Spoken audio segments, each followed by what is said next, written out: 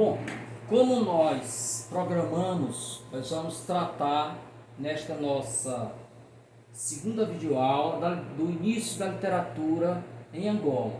Mas antes de passar propriamente, eu queria relembrar algo que foi tratado no nosso encontro anterior, que é sobre a classificação da literatura africana. Então, como eu falei, a literatura africana pode ser dividida entre produção oral e produção escrita. A produção oral é aquela produção que existia mesmo antes da chegada dos portugueses, né? Uma literatura que foi passada de geração em geração oralmente, uma vez que lá na África, em que Portugal, né, amealhou colônias, não havia ainda o domínio da escrita, né? Então, toda a cultura era comunicada oralmente. Essa produção oral, infelizmente, nós não estudaremos. É um material riquíssimo, é um acervo, uma fonte maravilhosa, mas ela fica a cargo dos folcloristas, dos antropólogos. Então, nós só vamos nos ater à produção escrita, portanto, a literatura que surge quando os africanos, das 5 colônias de Portugal, passam a utilizar a escrita, não é? Mas mesmo dentro da produção escrita, nós temos uma segunda divisão. Nós temos uma literatura colonial, que é aquela que foi escrita por portugueses. É bom que se diga que até o início do século XX, nós tínhamos 1% dos negros, até meados do século XX, nós tínhamos 1% dos negros que sabiam ler e escrever, 1%. Então, até metade do século XX, quem escreviam eram ou os portugueses, ou descendentes de portugueses, ou negros assimilados. O que é um negro assimilado? É aquele que acaba absorvendo a cultura do outro como sendo sua, não é? Então ele pensa conforme pensam os brancos. Então, mesmo sendo negro, ele escrevia traduzindo os interesses, a mentalidade dos portugueses. Então, essa literatura colonial, ela vai ali até mais ou menos a década de 40 do século XX.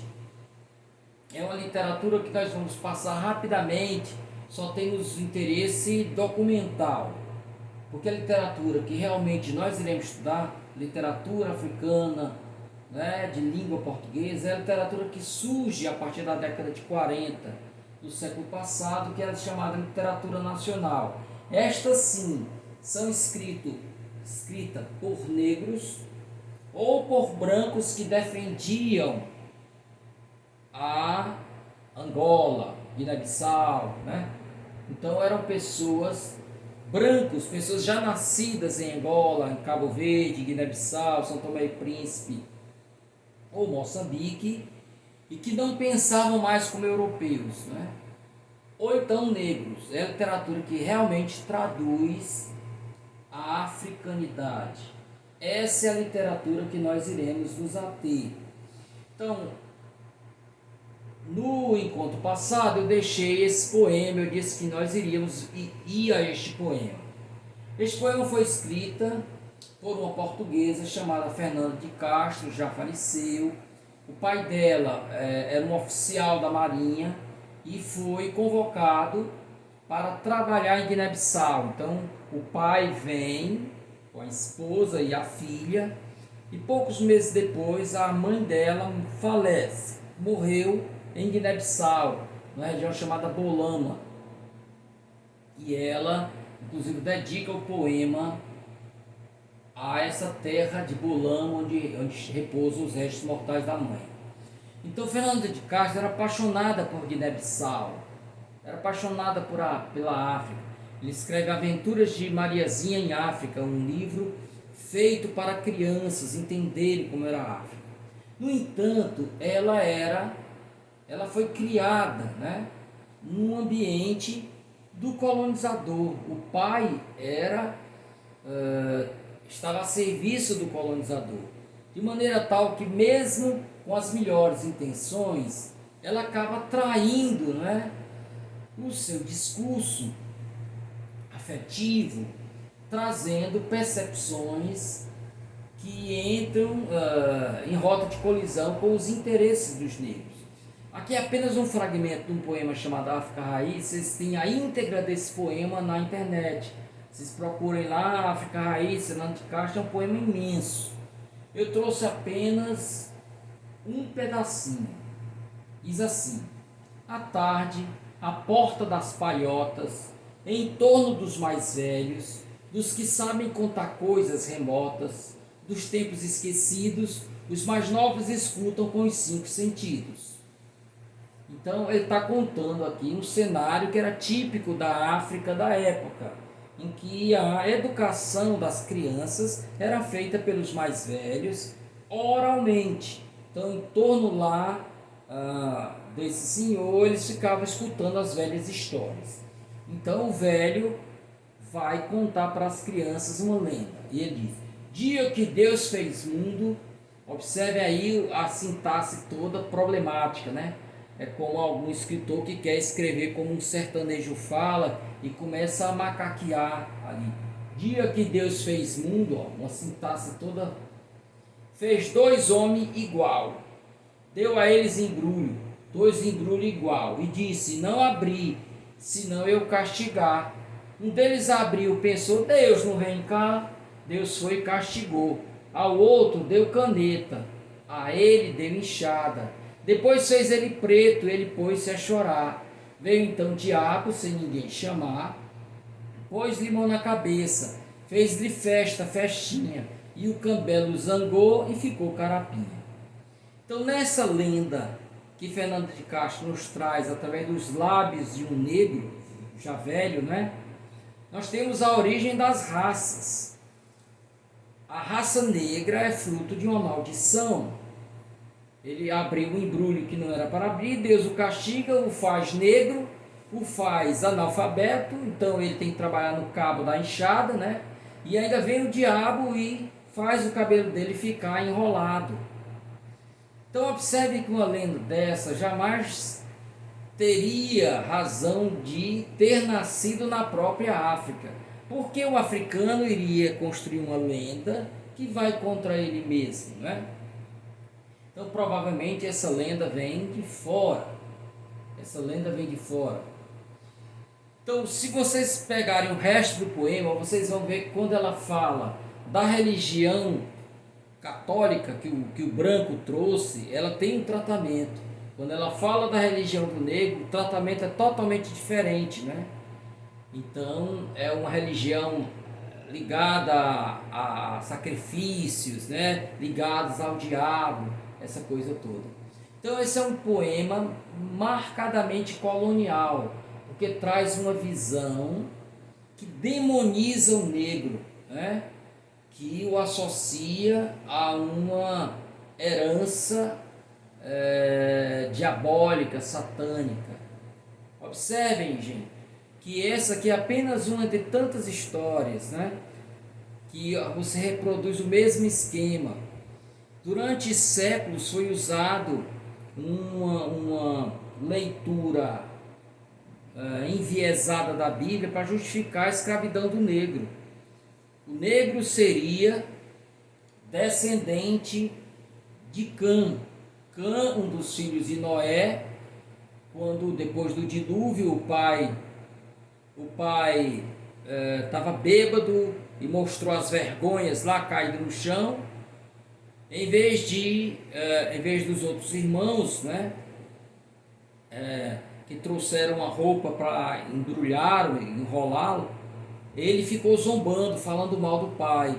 E por isso o pai o amaldiçoou, dizendo: tu e os filhos dos teus filhos serão escravos dos teus irmãos e dos filhos dos teus irmãos.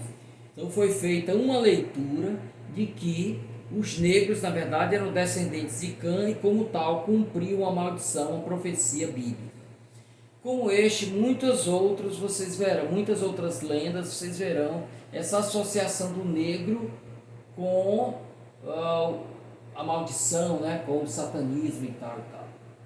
Só mais uma questão para a gente passar adiante, passar a falar de Portugal, é sobre a questão da língua portuguesa.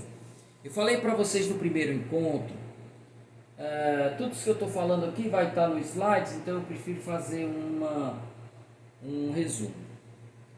Então, como eu falei para vocês, quando os portugueses chegaram a essas 5 colônias, o que eles encontraram lá foram várias tribos, nações diferentes. Não existia Guiné-Bissau, não existia Angola, não existia Moçambique.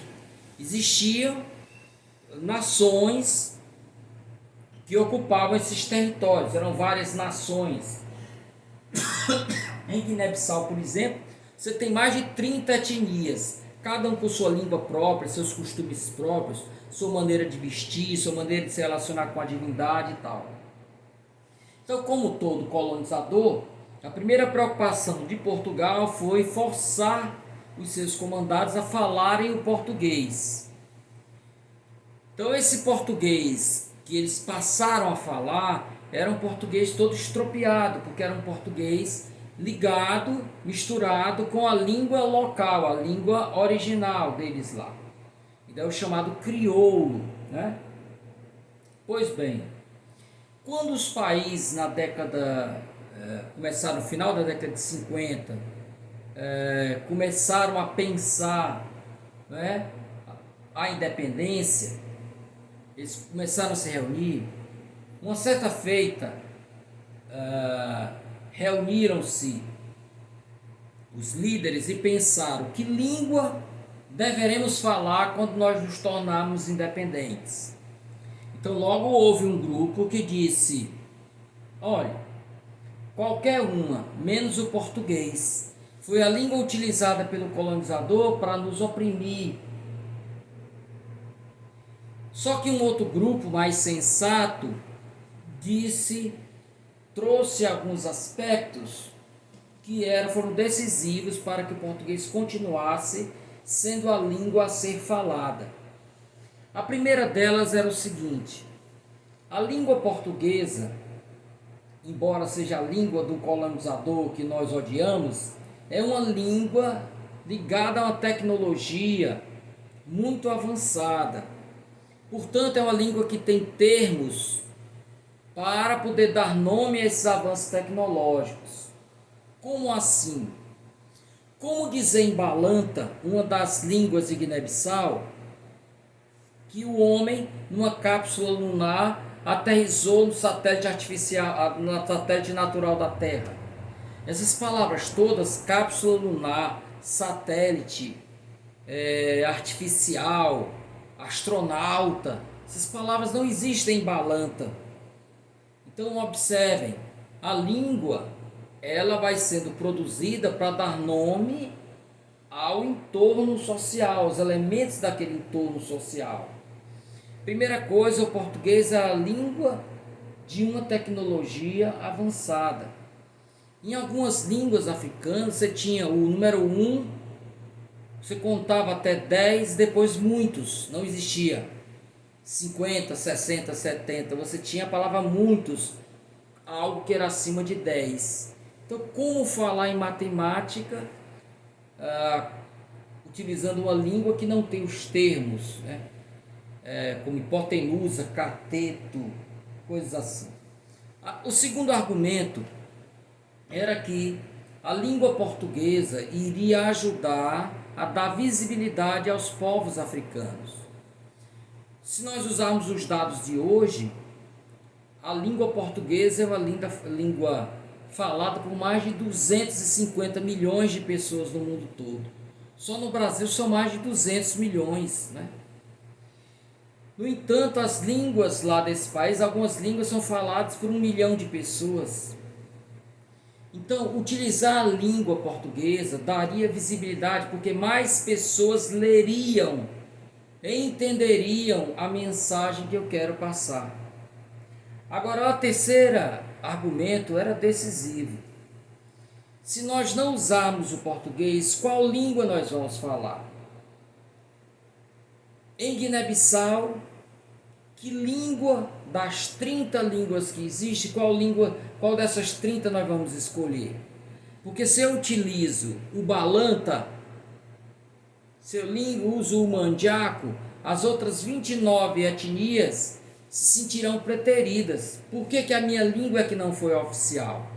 Então, por incrível que pareça, a língua portuguesa, mesmo sendo a língua do colonizador, servia para criar, né, uma ponte entre essas etnias todas. Era uma língua comum a todas elas.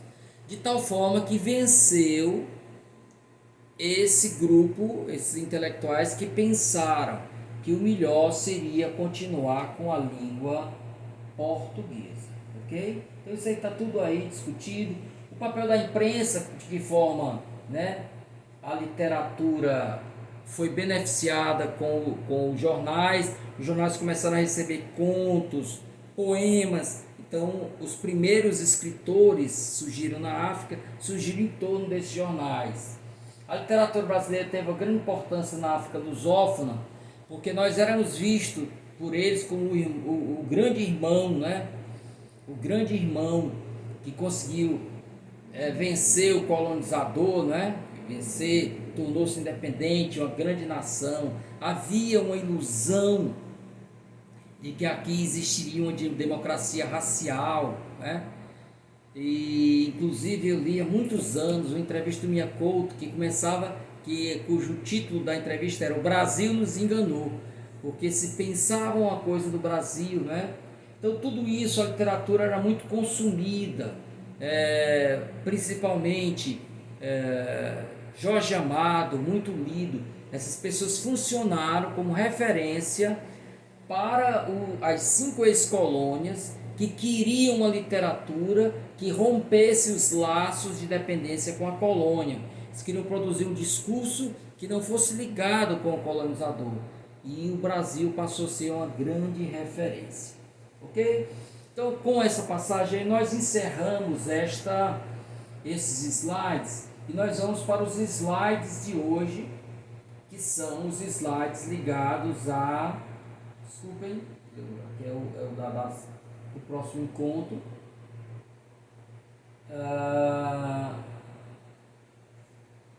Este aqui, ok?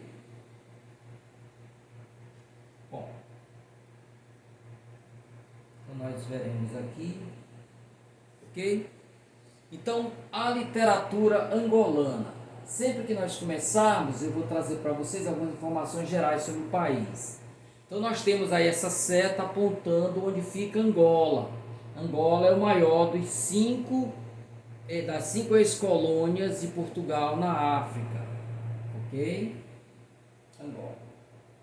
Aqui nós temos uma visão da capital Luanda, quer dizer, não deixa nada a desejar qualquer grande metrópole, né? Às vezes, por preconceito, nós pensamos a África com países subdesenvolvidos, nós pensamos como países miseráveis, né? É um porto imenso, aí os arranha-céus e tudo, né? Mas ao mesmo tempo é uma chaga dos países em desenvolvimento. Nós temos o contraponto disso. Nós temos aí as crianças estudando em uma sala em Bié, as crianças todas num local sem telhado, né? Sentadas em bancos improvisados, e um quadro ali, um pedaço de madeira pintado de preto. Então muito disso decorre, muita da miséria desses países decorre também de que eles viveram guerras civis, né, logo depois da independência. Alguns dados gerais sobre Angola: capital Luanda, a área é mais ou menos do tamanho do Pará, né, a área. A população de 2017, 29.310.273 habitantes, em 200 países ocupa o 46º. O PIB, se você reunisse toda, né, depois a renda per capita, o PIB, a soma das riquezas do país, 175 bilhões. Renda per capita, se você dividir toda a riqueza do país pela quantidade de habitantes, cada um ficaria com 8.185 dólares. Aqui é interessante, apesar do português ser a língua oficial, existem dezenas de línguas que se falam. Então eu citei aí o Umbundo, o Quimbundo, o Ambundo, Kikongo, Chokwe, etc. São línguas que são faladas em Angola. Cada língua dessa está ligada a uma etnia, né? Etnia. O Kibundo é a língua da capital, né? É falada por a quarta parte da população, quer dizer, 25% da população fala o Kibundo, mas a língua mais falada é o Umbundo, cerca de 33% dos angolanos.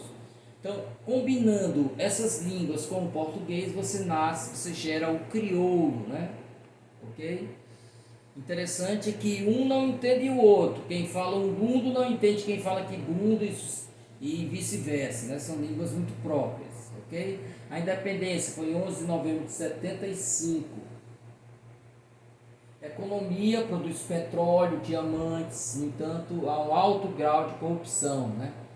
37% da população angolana vive abaixo da linha de pobreza. 37%, mais de um terço.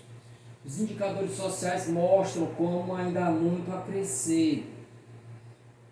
Em 200 países, o IDH de Angola é o centésimo quinquagésimo, que é só 50 países têm um IDH menor do que o de Angola. Lembrando, IDH, Índice de Desenvolvimento Humano, médio grau de bem-estar da população. Aí está envolvido educação, expectativa de vida, saneamento, renda per capita, uma série de coisas. Quanto mais próximo de mais desenvolvido. Quanto mais próximo de zero, o país tem péssimas condições de vida da população. Então, quando a criança nasce, a perspectiva é que ele só viva 51 anos. Isso está ligado às guerras, está ligado à AIDS, está ligado a uma série de coisas, a violência urbana. Em cada 1.000 crianças que nascem, 167 não chegam ao primeiro ano de vida. Gente, são números medievais, né? 167 pessoas, 167 crianças não chegam ao primeiro ano de vida. Aí está ligado a questão de desnutrição, né? As doenças, alfabetização. 71% da população escreve, né? Então, o que significa dizer que quase 30% da população é analfabeta, ok? A saúde é considerada uma das piores do mundo. Então, são todos problemas que, insisto, trago isso com muito desgosto, né? Não há nenhum prazer em trazer esses índices, não. Então, é claro que os países têm lutado, né, para resolver esses problemas e tudo. Etnias de Angola, né? Então, só para mostrar, isso aqui eu não vou ler, só para vocês verem como existem várias etnias, né? Então, há diferenças na maneira como se vestem, né? Até mesmo no tom da pele, ok? Ovibundo, quem conhece a cultura local, identifica de longe, né? Quem pertence a um grupo, quem pertence a outro. Nota que os ambundos são mais escuros do que os bacongos, né? Existe, gente, um livro de Angola chamado Mayombe, que foi escrito por Pepetela, e que você vê como essas tribos, havia rivalidades entre elas, né? Então, até pela luta pela independência, sofreu grandes entraves, porque um grupo não queria ser comandado pelo outro, né? Ok? Então, só para vocês verem aí as várias etnias, ó. eles têm diferenças de traços, a maneira de se vestir, ok? As principais etnias como se distribuem em Angola, os principais, a subdivisão, né, de Angola, chamando a atenção para o número 11, onde fica a capital, né? Capital aí junto ao mar, aqui, número 11, na parte superior aí, você tem o 4, o 18, o 1 e o 11, lá da parte de cima para baixo, ok? Aqui a bandeira de Angola, observem aí como a bandeira dialoga com a bandeira da União Soviética, que era uma foice e um martelo, né? Aqui eu tenho a katana, que é esse facão, e a roda dentada, que significa a indústria, né? Então você tem a indústria e você tem o campo, a agricultura. Aqui o brasão de armas, né? O lema do país, Virtus Unta Fortior, quer dizer, a união faz a força, que é o mesmo da UFC. Imagem de Angola, é um país belíssimo, né? Foi aí às margens desse rio que os primeiros portugueses, foi através desse rio, os primeiros portugueses chegaram a Angola. Aí um pouco da história. O primeiro português a chegar lá foi o Diogo Cão, esse que está representado no selo, né? Então, em 1482, ele chega na foz do Rio Congo, que acabamos de ver, e ele entra lá. E quando ele chega naquela região que hoje é Angola, ele detecta vários reinos,